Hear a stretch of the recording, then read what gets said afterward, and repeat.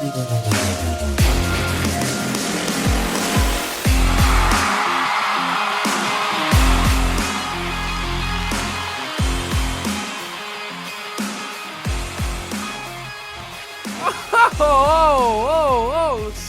Smith, my goodness. You did not have to flame Jerry Jeudy like that. I mean, my lord, what a day yesterday was for Jerry Jeudy. Of course, all the reports coming out about the trades, which is why we're talking about him right now. But damn, Steve Smith just absolutely disrespected this boy on live television. And in response, a 3-reception for 14-yard day.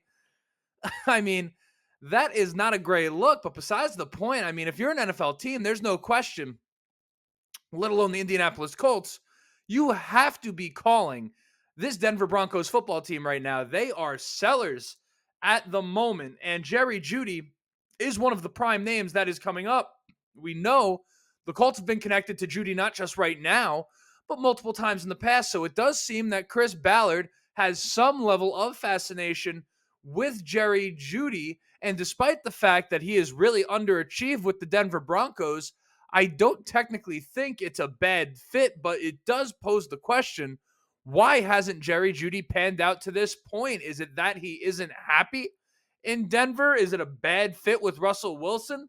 Is it the work ethic that's off? I mean, this guy was highly touted. Most of us know, but for those of you who don't, Jerry Jeudy, we're talking about a first-round pick, and particularly in today's NFL, guys come into this league at wide receiver and produce immediately and quickly all the time. It doesn't mean if a guy doesn't that they're a scrub, but at the same time, you look at a guy like Jeudy, big pedigree coming from Alabama, and you did expect a little bit more than what he's brought to the table. Now, again, I'm not saying he's unhappy. I'm not saying he is a bad fit, and I'm not saying he has bad work ethic. I'm just raising some of the possible things that this can be. But again, as I said, I think Jerry Jeudy would be a good chance for the Colts to take, given we keep the expectations in check. So I want to talk about that. I also want to talk about a few other trade ideas that I have. I polled you all about them yesterday. Polled with a P. I feel like that sounded like told with a T. I put out a poll yesterday for each of these trade ideas just to get an idea of where you guys stood on them. I'm going to bring them up right here. I'm going to make the case for all of them and just kind of give the thoughts. I mean, that's what this page is all about. Colts discussion. So, yeah, let's get into it. But before we do, let me just introduce myself quickly. My name is Justin. This right here is the Riding the Bench Colts cast. As always, if you're enjoying the video, go ahead and shoot it a like. It is going to help me get out to as many Colts fans as humanly possible. And, of course, if you want to stick around for the journey, I'd be 80 years old in this chair. Remember when Andrew Luck retired? I meant to say something about Anthony Richardson. I killed the bit. Point being, if you want to be around for the journey, you could go ahead. You can subscribe. But all I ask is that you enjoy the video and be respectful. If you're going to comment, be civil. No need to insult each other. I want this to be a good community and a great place to be for Colts fans. So without further ado, let's get back into it. Let's talk about Jerry Jeudy and kind of just give maybe a little profile on him and just my general thoughts on the idea of the Colts trading for him. Because, again, as a former first-round pick, these types of trades happen quite often in the NFL where you have guys that were drafted in a certain spot, they don't live up to it, and then another team comes, swoops in, gets them for a fraction of what they were drafted for. They depreciate in value, and then whether or not it works is besides the point, but it does kind of become this low-risk, high-reward type of play. And you look at Jerry Jeudy's skill set, ever since his days in college, he has been highly touted as a route runner. Now, I was watching that game yesterday, and to me, it didn't look like he was open very often. Now, again, I can't tell if that's Sean Payton scheming that offense into a corner or what. But, I mean, Sean Payton is obviously one of the most widely respected offensive minds in this game over the course of the past 20 years. Jerry Jeudy has not been able to produce under him. And I'm not saying this to take jabs at Jerry Jeudy, but I do feel like of all of the potential trade options for the Indianapolis Colts, Jerry Jeudy is the one that everyone is most excited about. And again, as I've already said, I support the idea of the Colts getting Jerry Jeudy, but at the same time, I do always feel a responsibility to try to tell the truth as I see it. And sometimes that's on a more positive note than the consensus that you guys have. And sometimes it's on a more negative note. And I do just want to point out the fact, in fairness, I was never the hugest fan of Jerry Jeudy to begin with, but when you look at the skill set he's supposed to bring to the table, it's one that the Colts can use right now. Alec Pierce is a guy that a lot of us have wanted to step up into that role. And I think Alec Pierce has shown some flashes of being a good wide receiver in this league. But at the end of the day, he has not been able to put it together on a consistent basis, much like a Jerry Jeudy. The difference between a Jerry Jeudy and an Alec Pierce is that presumably Jerry Jeudy, given the right offensive system and given the right situation, given a coach that's going to use him to his fullest potential, something I would trust Shane Steichen to do very much, this is a guy we wouldn't have to worry about separation. And the idea of Pittman, Jeudy, and Downs being the young core that brings us through Richardson's rookie contract, to me, that sounds pretty good. I mean, how much better can it get without having a Justin Jefferson or a Jamar Chase or a Stephon Diggs? Listen, those guys don't just grow on trees. Apparently, Puka Nacua as well, right? But again, you look at those three, I think that would be a good core. It would certainly be better, and I hate to talk down to guys that are on our team. That would be more encouraging and more exciting than the prospect of Pittman, Pierce, and Downs, Pittman, Jeudy, and Downs, despite the fact that Jeudy hasn't quite lived up and got absolutely obliterated and ruined by Steve Smith on national television and responded with a 3-reception, 14-yard game. It looks better than Alec Pierce to me. I've got no problems with that if the price is right. A potential trade that could happen that I'm looking at is maybe you give the Broncos an Alec Pierce and then like a mid-round pick, a third rounder, a fourth rounder, a fifth rounder. I don't know quite what that price would be, as I'm not like an expert on understanding the value of those things. I'm just in my head thinking what I would offer. I would give them Alec Pierce and something in the mid rounds. And I think that would be a pretty decent offer for Denver. At the end of the day, you would still have another receiver coming in to work with. So you wouldn't just be doing full subtraction. You would have someone there, and then you get the mid-round pick for a rebuilding team. So that's how I feel about Jeudy. Now, the next one I want to talk about is Kyle Pitts. And this was the most polarizing one of the polls that I put out, and how quickly things can change. I think that's part of what makes the NFL so cool. It always has a funny way of when you think you know something for sure, when something seems just like a no-brainer surefire, the NFL has a funny way of humbling its fans. And Kyle Pitts, not that long ago, was considered to be an all-time great tight end prospect. Now, we do know, generally speaking, tight ends do have a tougher time transitioning into the league, particularly one like a Kyle Pitts, who was really kind of a de facto receiver at Florida and wasn't quite playing NFL-style tight end with his hand in the dirt all the time.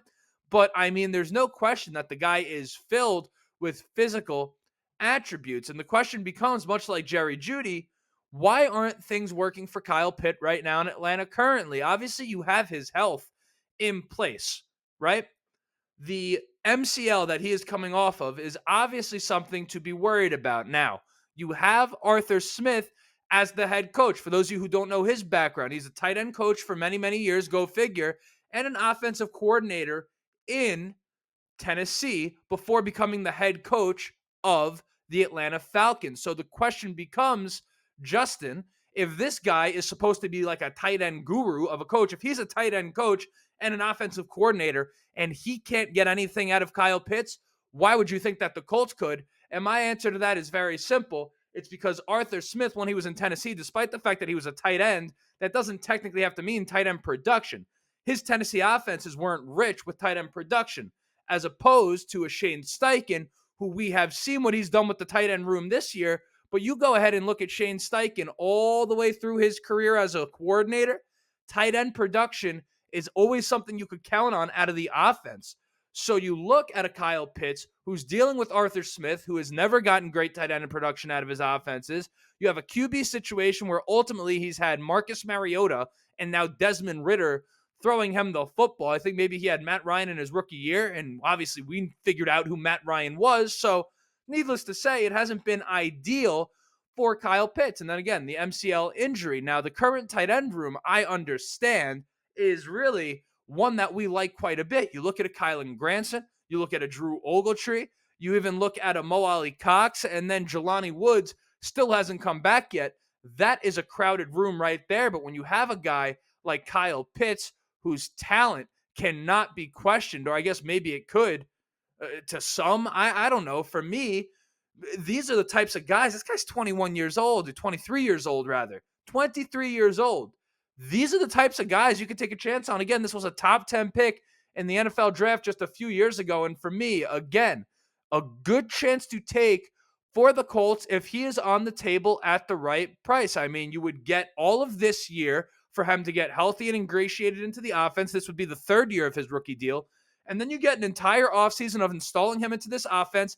And then that final fourth year of his prove it part, where you get to choose, obviously, whether or not you want to pick up that team option in the fifth year. It's just a very good chance to take for the Colts. And a potential trade for him could also kind of look like the trade for Jerry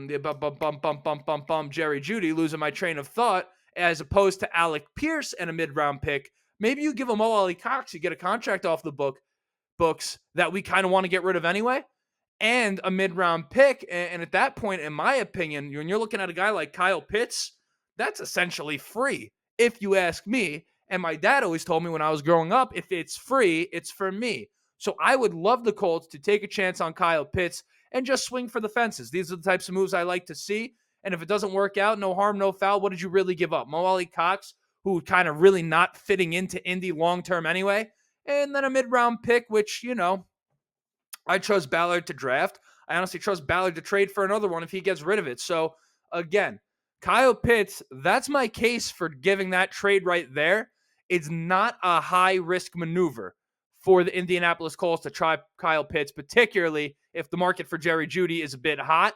Maybe there'll be less people on Kyle Pitts if he's even up for trade. I don't know if he is. It's kind of been rumors, but they don't seem as confirmed, I suppose. Like Jerry Jeudy, everyone and their mother knows that Jerry Jeudy probably isn't going to be on the Broncos come the trade deadline, as opposed to Kyle Pitts. It's kind of maybe they just need to see the right offer. Would not mind him in Indy. Now, the final trade, perhaps the most far-fetched and a higher price, is Patrick Surtain II. At the top of the show, I said everyone should be calling the Denver Broncos. I don't think the Denver Broncos have intentions to trade Patrick Surtain Jr., but when the defense is playing like it is and you have a guy like him that is a couple years away from being paid, you have to pick up his option. And the question becomes, by the time you pay Patrick Surtain, do you trust your team to be in a spot to compete? That's the question the Broncos have to answer. Now, I think they're going to have to get an offer they cannot refuse to give up a guy like Patrick Surtain, but not for anything. If you're Indy, maybe you give them an offer they can't refuse, because guys of this caliber at this position do not grow on trees. And if you're the Colts, you have to at least inquire. You have to at least push if you're going to be on the phone with Denver anyway, talking about Jerry Jeudy. Patrick Surtain, you bring him in here with his pedigree on a rookie deal. You pair him with Juju Brents, who looks like a stud. Jalen Jones, who's up and coming. And the way the defense is already playing, that goes from a corner group coming into this season that was highly questionable, all of a sudden, one of the better looking groups at corner, at least young groups at corner in the entire NFL. Now, you're going to tell me that you would not be okay giving up a haul of picks to bring in a guy like Patrick Surtain, secure him in Indianapolis, a guy that we know is going to be here for the long haul? For me, that is the most compelling of all of these options. Also the most least likely. This brain right here, just operating on fumes right now. The least likely of all of these is Patrick Surtain Jr., but the only reason I bring that one up is because Denver seems to be in sell mode, and they're not exactly shy about making the. You have to think the Randy Gregory move they just made. Last year, they dished out Bradley Chubb to the Miami Dolphins, so they're not scared to shake things up with big-time players. Bradley Chubb was the third overall pick in the draft. They traded him during, I believe, his rookie deal. I might be mistaken on that. Patrick Surtain could be another case of the same thing as the Broncos look bad again. They have a lot of players that are good on paper, but the team is not working out. If you're the Colts, I think you got to call about Patrick Surtain. So Jerry Jeudy, Kyle Pitts, Patrick Surtain II. These are the three guys that I think the Indianapolis Colts, if they are going to make a move at the trade deadline, which it seems possible, I guess. I wouldn't say it's likely. I'm not predicting a trade gets done. If I predict one, it would be Jerry Jeudy. But Patrick Surtain, in my opinion, is the best move. Kyle Pitts would be a nice consolation. So with that, that's a little trade discussion about the Indianapolis Colts. Until next time, my name is Justin. This right here is the Riding the Bench Colts cast. Like, subscribe if you have not. Go Colts.